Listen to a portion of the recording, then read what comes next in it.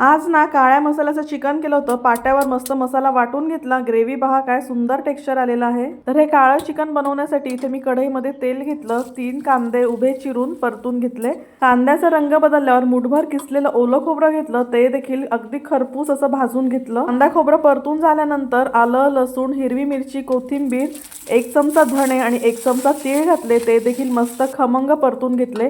आता हा मसाला थोडा वेळ थंड होऊ दिला। तोपर्यंत अर्धा किलो चिकनला हळद आणि मीठ लावून थोडंसं मिक्स करून घेतलं। तुम्हाला हवं तर इथे आलं लसूण तुम्ही वापरू शकता, पण मी फक्त पाणी घालून हे चिकन शिजवून घेतलं। चिकन शिजेपर्यंत इथे पाटा वरवंटा धुवून घेतला। तर आईकडून आणला होता, आईचा हा जुनाच आहे, बरेच दिवसापासून तिच्याकडे पडून होता। म्हटलं चला गाडीत घालून मी घेऊन आले।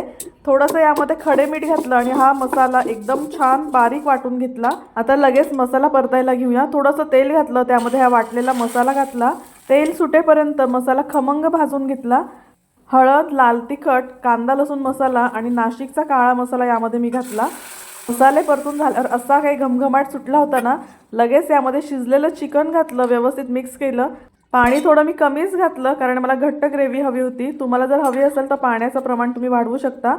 आणि ग्रेव्हीचं टेक्स्चर इथे तुम्ही बघू शकता, काय सुंदर टेक्स्चर आलेलं आहे। ज्वारी बाजरीच्या भाकरीसोबत मस्त झणझणीत असं हे काळ्या मसाल्यातलं चिकन घरच्यांना नक्की करून खाऊ घाला। आणि ज्यांना नॉनव्हेज आवडतं त्यांच्यासोबत ही रेसिपी शेअर करा।